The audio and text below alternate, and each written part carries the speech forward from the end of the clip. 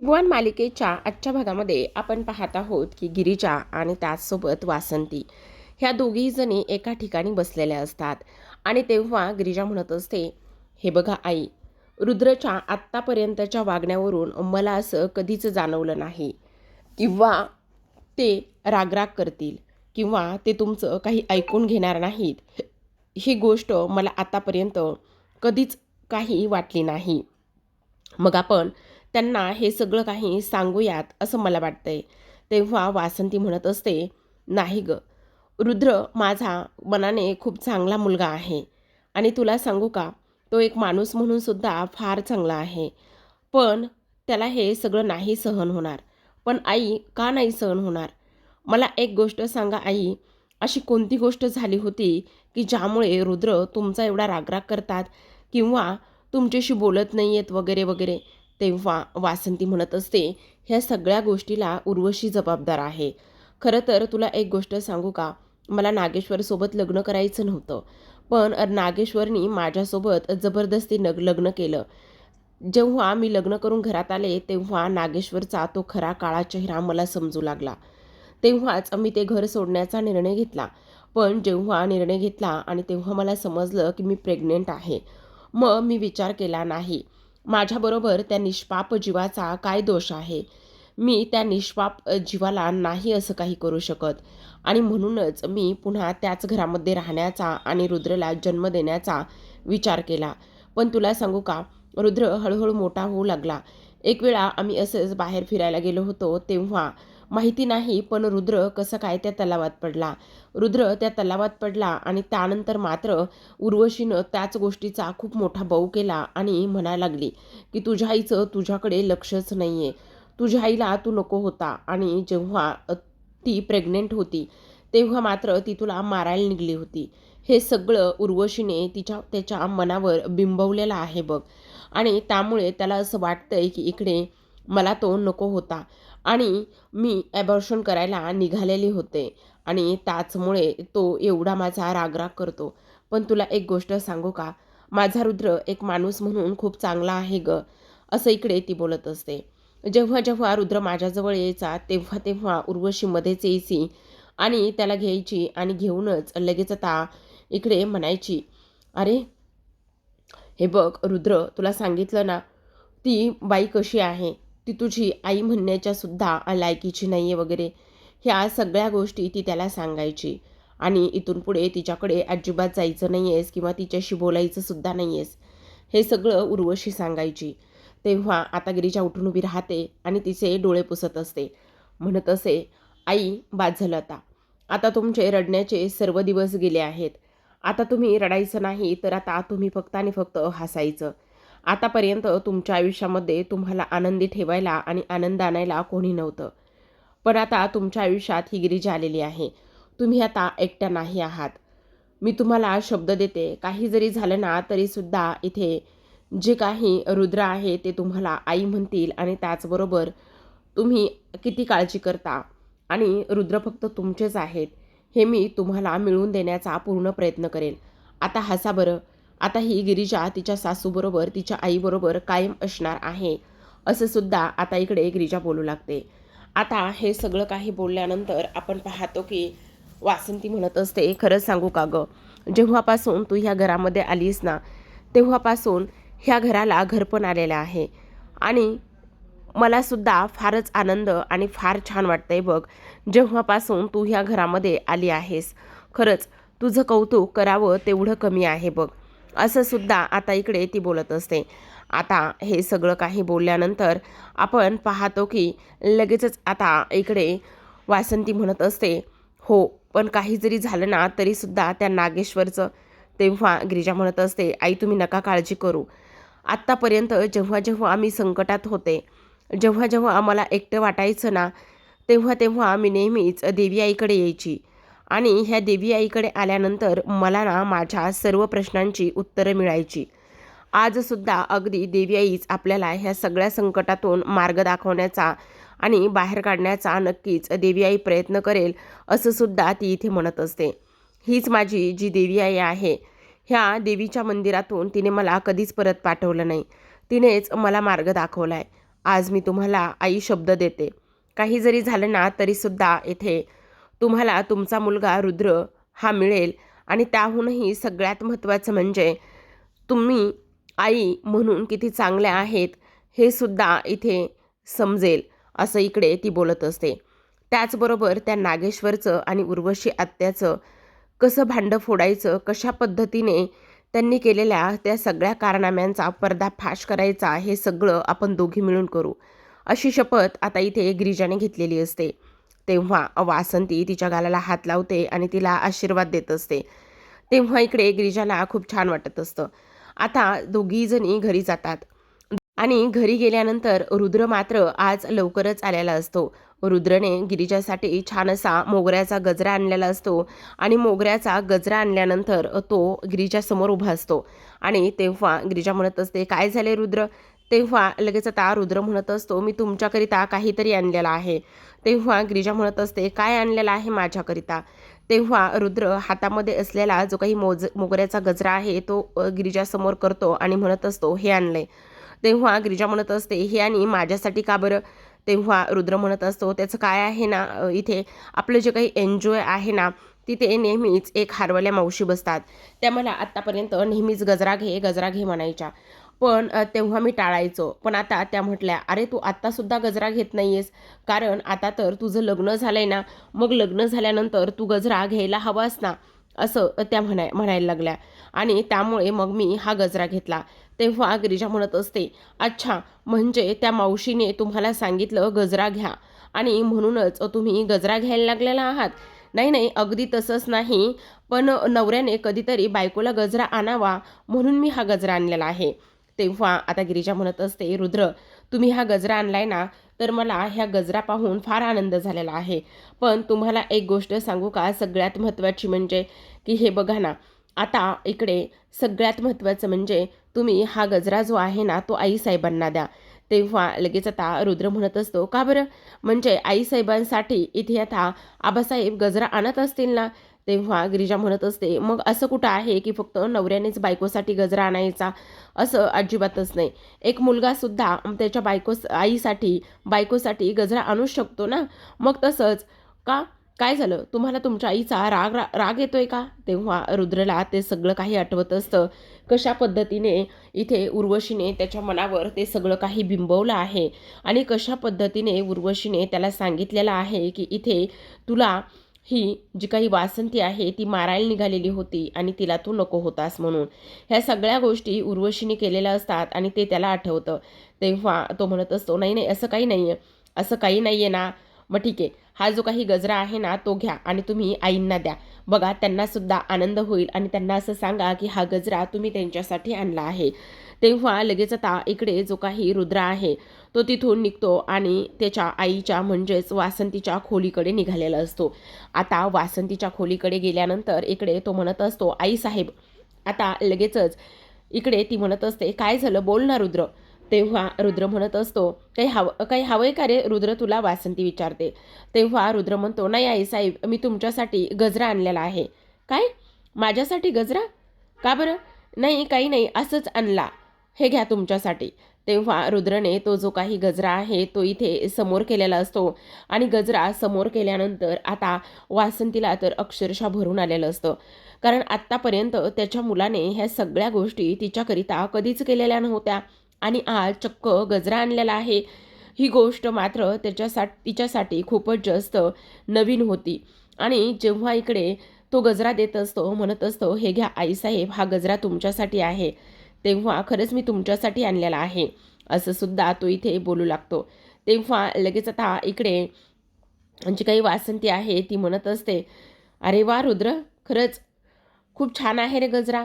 आणि तेव्हा तो ही गोष्ट बोलतो, आईसाहेब, तुम्हाला जर आणखी काही हवं असेल, तुम्हाला काही पाहिजे असेल तर तुम्ही मला बिनधास्त सांगू शकता. तेव्हा ती म्हणत असते, हो रुद्र, मी नक्की तुला सांगेल मला काही हवं असेल तर. आणि गजरा घेऊन वासंतीला फारच आनंद झालेला असतो. आता इकडे गिरिजा हे सगळं काही पाहतच असते. गिरिजाला तर आता इकडे प्रश्न पडलेला असतो की हे खरंच किती गोड आहेत आणि त्याहूनही सगळ्यात महत्त्वाची गोष्ट म्हणजे की हे दोघेही जण या पद्धतीने किती छान दिसतात एकमेकांच्या समोर. म्हणजे तसं पाहायला गेलं तर आता इकडे जो काही रुद्र आहे तो फक्त आणि फक्त आतापर्यंत त्याच्या आईच्या जवळ होता, म्हणजे त्याच्या आत्याच्या जवळ होता. पण आता हा जो काही रुद्र आहे तो त्याच्या आईसोबत सुद्धा किती गोड दिसतोय, ही गोष्ट मात्र इथे आता गिरिजाला समजलेली असते. आणि तेव्हा आता गिरिजा फारच आनंदात असते. गिरिजा विचार करू लागते की नाही, काही जरी झालं ना तरी आई, मी इथे तुमचं आणि त्याचसोबत रुद्रचं हे जे काही नातं आहे ना, ते नातं इथे मी नक्कीच परत आणण्याचा पूर्ण प्रयत्न करेल, असं सुद्धा आता इकडे ती बोलू लागते. त्याचबरोबर इकडे दुसऱ्या बाजूला आपण पाहतो की देवकी मंदिरामध्ये आलेली असते. देवकी मंदिरामध्ये आल्यानंतर इथे पाया पडते आणि म्हणत असते, अगं देवी आई, माझ्यासोबत तू अशी का वागतेस? अगं, मी माझ्या छकुलीला शोधण्यासाठी किती आणि काय काय गोष्टी केलेल्या आहेत, हे तुला माहिती नाही आहे का? अगं, प्रत्येक वर्षी मी निर्जली उपवास करते. प्रत्येक वर्षी निर्जली उपवास करूनच मी ते सगळं काही करण्याचा प्रयत्न करते. का तर माझी छकुली मला मिळावी म्हणून, मला भेटावी म्हणून. मग तू मला अजून माझ्या ह्या सगळ्या गोष्टीचा किती अंत पाहणार आहेस? मला काहीतरी मार्ग दाखव. काहीही कर, पण मला माझी छकुली सापडू देत गं, सापडू देत. असं सुद्धा ती आता इकडे बोलू लागते. आता असा काहीतरी चमत्कार कर, जेणेकरून मला माझी जी काही छकुली आहे ती भेटेल. आणि मी आतापर्यंत किती काय काय केलेलं आहे. तेव्हा इकडे आता गिरिजा झोपलेली असते. तर इकडे देवकी छकुली छकुली असं म्हणत असते. आता देवकी छकुली छकुली असं म्हणत असताना इकडे गिरिजाच्या पाठी कानावर कसला तरी आवाज पडतो आणि तेव्हा तिला जाग येत असते. तेव्हा लगेच आता इकडे तिला विचार येतो मनामध्ये की हे सगळं काय आहे? मला कोण आवाज देत आहे? नेमका हा सगळा काही काय प्रकार आहे? असा इकडे ती विचार करू लागते. आणि तेव्हा इकडे दुसऱ्या बाजूला देवकी लगेचच आता इकडे फक्त आणि फक्त छकुली छकुली म्हणूनच आवाज देत असते. तर गिरिजाला तो भास होत असतो की तिला नक्कीच कोणीतरी आवाज देत आहे आणि कोणीतरी आवाज देऊनच तिला ह्या सगळ्या काही गोष्टी इथे बोलण्याचं काम करत आहे, असं सुद्धा इकडे तिला हे सगळं काही वाटत असतं. त्याचसोबत प्रेक्षकांनो, आपण इकडे पाहतो की आता देवीला इथे जी काही आपली देवकी आहे तिने साकडं घातलेलं असतं की काही जरी झालं तरीसुद्धा माझ्या छकुलीला माझ्यासमोर घेऊनच ये म्हणून. पण आता इकडे जी काही देवकी आहे तिच्यासमोर इथे छकुली येणं कधी पॉसिबल होणार आहे आणि कशा पद्धतीने मायलेकीची भेट होणार आहे हे पाहणं फारच इंटरेस्टिंग असणार आहे. कारण इकडे आता जी काही देवकी आहे ती देवकी मात्र फारच रडत असते. तिला फार त्रास होत असतो. ती फक्त आणि फक्त इथे छकुली छकुलीच म्हणत असते आणि देवीकडे प्रार्थना करत असते. आज मी त्या जंगलातील मंदिरामध्ये निर्जली उपवास करते दरवर्षी न चुकता. मला असं वाटतं की देवी आई तू मला फळ देशील म्हणून, पण नाही, मला माझ्या त्या सगळ्या गोष्टीचं फळ मात्र अजिबातच मिळत नाही. काय करू मी? काय करू म्हणजे मला हे सगळं काही मिळेल, माझी छकुली मला मिळेल. इकडे गिरिजा दचकून झोपेतून उठलेली असते आणि म्हणत असते, मला काय होतंय? मला माझ्यासोबत हे सगळं काय होतंय? काय चाललेलं आहे हे सगळं? मला तर कळतच नाही आहे. म्हणजे ह्या घरामध्ये काय चित्रविचित्र भास मला होत आहेत. काय चाललंय ह्या घरामध्ये? नेमकं आहे तरी काय? असा गिरिजा विचार करत असते. आणि त्यानंतर गिरिजाने विचार केल्यानंतर आता जो काही प्रभास आहे तो प्रभासने सुद्धा ती चिठ्ठी फेकलेली असते. त्या चिठ्ठीमध्ये 2390 असा गाडीचा नंबर असतो आणि त्यावर असं लिहिलेलं असतं की जो नागेश्वर आहे तो दारूची गाडी जी आहे ती इकडे पाठवणार आहे. बऱ्याच 2-4 दिवसापासून हे सगळं दाखवत आहेत बरं का प्रेक्षकांनो पुढील भागामध्ये. पण आज त्यांनी फायनली दाखवलं आहे. आता गिरिजा ती चिठ्ठी उचलते. गिरिजाने ती चिठ्ठी उचलल्यानंतर ती चिठ्ठी ती वाचत असते आणि तेव्हा तिच्या मनामध्ये विचार येतो की नेमकं हे सगळं काय आहे? आता ह्या घरामध्ये अजून नागेश्वरच्या विरोधात कोण आहे? कोणी तर नाही आहे, असा सुद्धा ती विचार करते आणि शांतपणे झोपते. आता दुसऱ्या दिवशी सकाळची वेळ असते आणि तेव्हा गिरिजा मात्र लवकरच उठलेली असते. उठल्यानंतर लवकरच उठून किचनमध्ये जाते.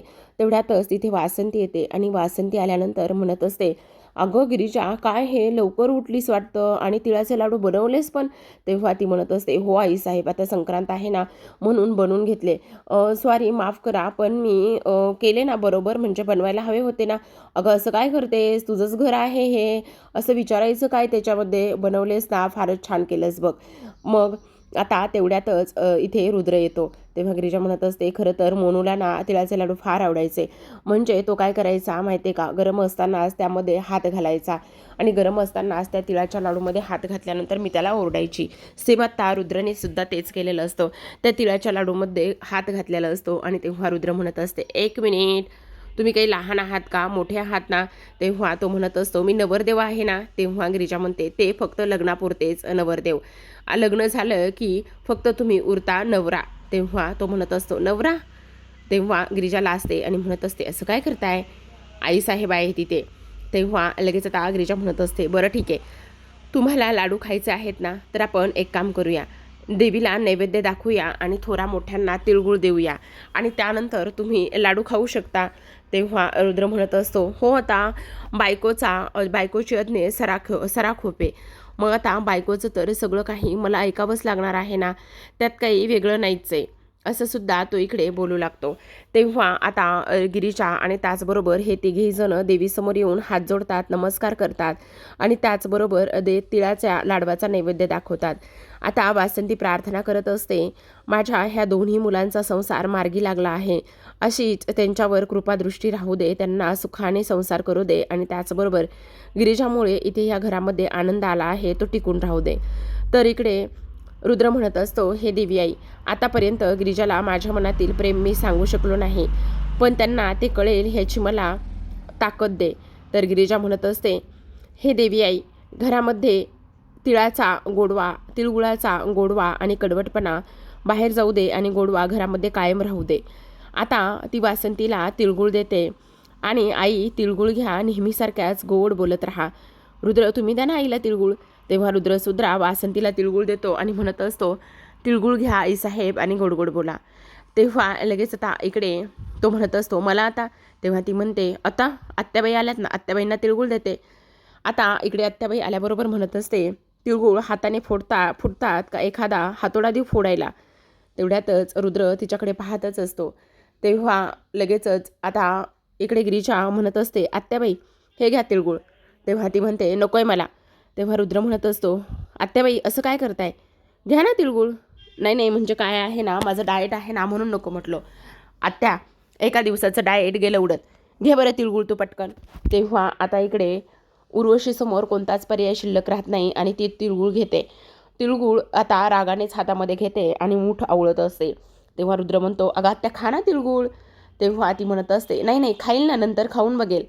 आता इकडे लगेचच उर्वशी तिथून रागाने निघून जाते. तर वासंती म्हणत असते, जा, आबासाहेब त्यांच्या खोलीत आहे, त्यांना सुद्धा तिळगुळ द्या आणि आशीर्वाद घ्या. आता हे इकडे दोघेजणही खोलीत येतात. तेव्हा नागेश्वर त्या दारूच्या गाडीविषयीच बोलत असतो. तो म्हणत असतो, काही जरी झालं ना तरी सुद्धा वेळेतच तो माल पोहोचला पाहिजे. आता रुद्र तिथे आलेला असतो आणि त्याने हे ओझरते शब्द ऐकलेले असतात. तेव्हा रुद्र नागेश्वरला विचारतो की कसला माल आबासाहेब, असं म्हटल्याबरोबर आता इकडे नागेश्वरची तर चांगलीच धांदल उडालेली असते.